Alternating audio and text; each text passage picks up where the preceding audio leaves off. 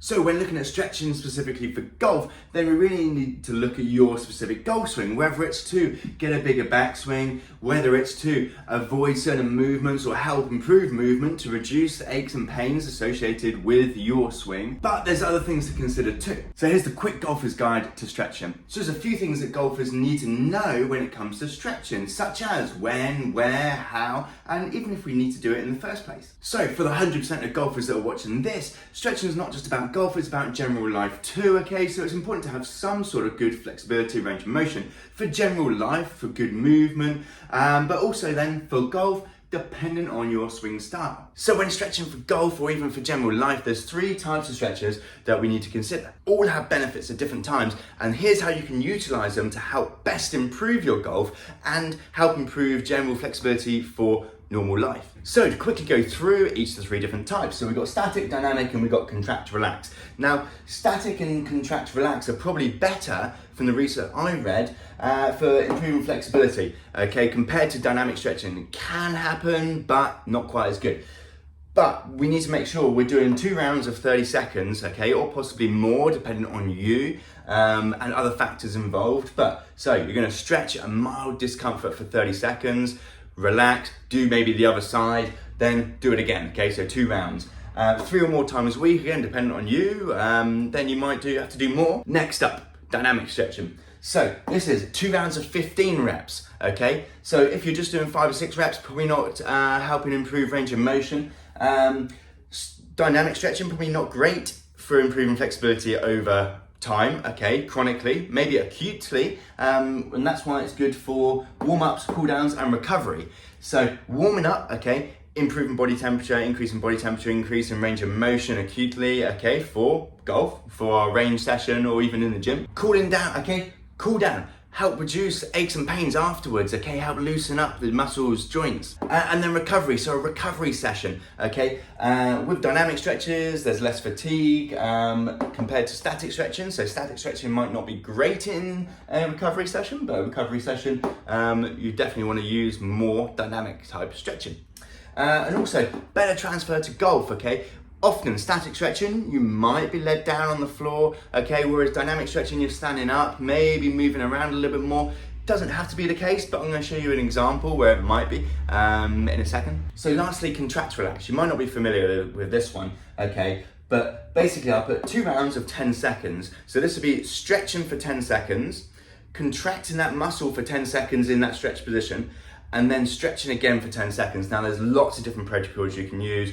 I use this one because it's most simple, in my mind it's simple, because it's the same sort of time as the static stretching. So it's basically a 30-second stretch, 10-second stretch, 10-second contract, 10-second stretch again, okay? 2 rounds of that 30-second block. 3 or more times a week, okay? Great for improving flexibility as well. Also can be great for transfer into golf, as I'll show you in a second.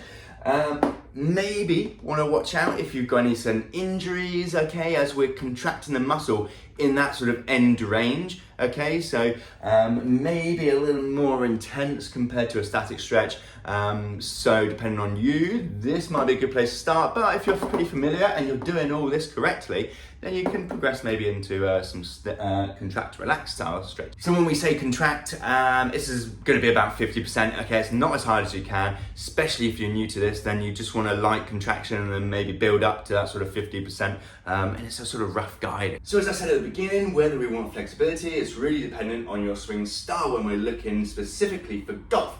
However, for general life, okay, you're going to want sort of head to toe, general good amount of flexibility. Okay, let's go through a quick example of where you might want it in the golf swing. Okay, here we go. So let's say, for example, you're having trouble getting through the ball, and maybe you've tested your hip internal rotation and you're limited in hip internal rotation on this lead side. You've tried flaring your foot out, but still you're having trouble getting through, and whatever it's affecting your ball striking, it's affecting ball flight, etc, etc. So we need to improve this hip internal rotation. So we're going to start with a static stretch. So we're going to pop onto the floor.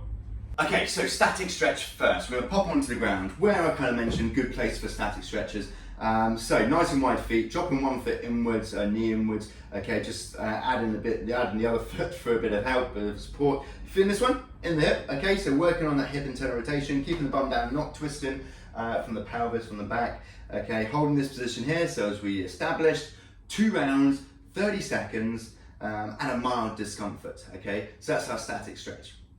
Now we could do a contract relax stretch here as well, but I'll just show you an example of where we could do it in a more of a golf position to maybe help transfer it into the golf swing a little bit better. So back onto our feet for a dynamic and contract relax stretch. So next up, dynamic stretch, okay, so we're going to do it in a tall standing position, okay. So what we're going to do is turn the hips, turn the pelvis from one side to the other. Not allow the feet to flare out, so we're going to make it hard for ourselves, if anything, slightly pigeon toes, so toes inwards. And we're going to try and turn the pelvis this way and then that way. So this time we're kind of working on both sides, but let's say we're just interested in this lead side for now. So it's going to move pelvis facing the wall here and then back. So just moving into and out of position. So again, 2 rounds, 15 reps. Generally, you'd obviously do both sides, but to make it quick, just this side. Okay, so that's dynamic stretches. Next up, we're going to do a contract relax. So with our contract relax stretch, we're going to use it in a golf sort of position, okay, to help demonstrate my point earlier, which was it can help transfer into golf swing. So I'm going to use this box just as a bit of help, bit of support to purchase against. Okay, golf sort of position, 7-iron golf posture, turn through, okay, as if we're into hip internal rotation now. Okay, so this is internal rotation, lead side for you right-handed golfers. Okay, and then all I'm going to try and do is pull myself into further internal rotation. So I'm contracting these internal rotation muscles. Okay, so here, hold for 10 seconds, stretch, then try and pull my foot into further, well, the hip essentially, but it's going to look like the foot here, okay, into internal rotation for 10 seconds, and then relax second, and then hold, then just stretch again, relax and stretch for 10 seconds. So it's stretch for 10, contract, so I'm trying to move into further internal rotation, okay, the ground's kind of stopping me from moving as well, and I'm in kind of that end position as it is, and then stop contracting, and then just see if you can stretch a little bit further. Okay, this side is feeling much better. This side is feeling a little bit stiff, yeah, compared to this side, which I've just done static stretch, dynamic stretch, and a contract relax stretch for. So there you go, guys, a quick guide to stretching for golfers.